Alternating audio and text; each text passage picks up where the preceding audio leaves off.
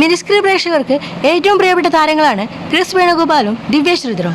Hit സീരിയലുകളിൽ മുത്തച്ഛനായിട്ടും villain വേഷമൊക്കെ അവതരിപ്പിച്ച് നിൽക്കുകയാണ് Chris. Divyam സീരിയലുകളിൽ സജീവമാണ്.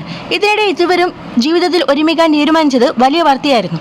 ഗുരുവായൂരിൽ വെച്ച് പരമ്പരാഗതമായ ആചാരപ്രകാരമായിരുന്നു ദിവ്യയും ക്രിസും വിവാഹിതരാവുന്നത്. ഇരുവരുടെയും രണ്ടാം വിവാഹമാണെങ്കിലും ഇതിനെതിരെ വ്യാപകമായ വിമർശനമാണ് ഉയർന്നത്. ക്രിസിന്റെ പ്രായം പോലും അറിയാതെ അദ്ദേഹം കിളവനാണെന്നും മുത്തച്ഛനാണെന്നുമൊക്കെ അധിക്ഷേപിച്ചു. വിവാഹം കഴിഞ്ഞ് ഏകദേശം 6 മാസത്തോളായി. എന്നിട്ടും ഇവർക്കെതിരെയുള്ള പരിഹാസം അവസാനിക്കുന്നില്ല എന്നതാണ് ശ്രദ്ധേയം. അടുത്തിടെയും വിവാഹമോചിതരായെന്നും തല്ലിപിരിഞ്ഞെന്നുമൊക്കെയുള്ള കമന്റുകളും വരുന്നുണ്ട്. എന്നാൽ വിവാഹത്തെക്കുറിച്ചും ദമ്പതിമാർ എങ്ങനെ ജീവിക്കണമെന്നതിനെ പറ്റിയും വ്യക്തമായ ധാരണയോടെയാണ് ദിവ്യയും ക്രിസും ഒരുമിച്ചത്. കൈരളിക്ക് നൽകിയ പുതിയൊരു അഭിമുഖത്തിൽ തങ്ങളുടെ ജീവിതത്തെ മനസ്സ് തുറക്കുകയാണ് താരങ്ങൾ. ഇപ്പോൾ വിവാഹം കഴിച്ചതിന്റെ പേരിൽ അവസാനിക്കാത്ത വിമർശനങ്ങളെ കുറിച്ചും ഇതിനിടയിൽ മക്കളെ കൂടെ വലിച്ചു വയ്ക്കുന്നത് സഹിക്കാൻ പറ്റുന്നതിനും അപ്പുറമാണെന്നാണ് ദിവ്യയും ക്രിസും പറയുന്നത്. ഒരിക്കലും ഞാൻ ഇദ്ദേഹത്തിന് ചേരുന്ന ഭാര്യയല്ലെന്നാണ് കമന്റുകൾ കഴിഞ്ഞ ദിവസവും വന്നു.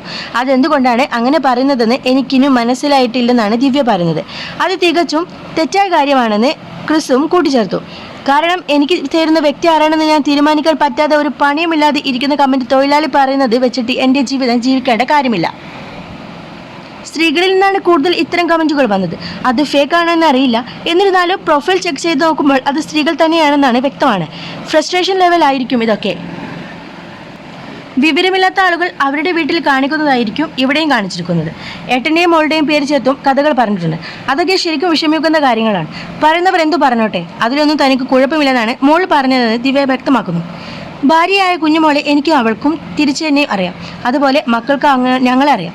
ഇതിൽ കൂടുതൽ ഞങ്ങളുടെ കുടുംബത്തിന് ആവശ്യമില്ലെന്നാണ് ക്രിസ് പറയുന്നത്. കുട്ടികളെല്ലാം പറഞ്ഞ് പഠിപ്പിക്കുന്നത് ബന്ധുക്കളാണ്.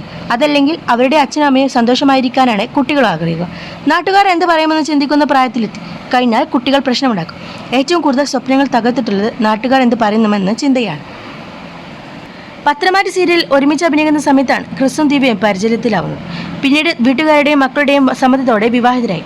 ഞങ്ങൾ ജീവിതം തുടങ്ങിയതിനു ശേഷം പല കാര്യങ്ങളും സന്തോഷമാണെന്നാണ് താരങ്ങൾ പറയുന്നത്.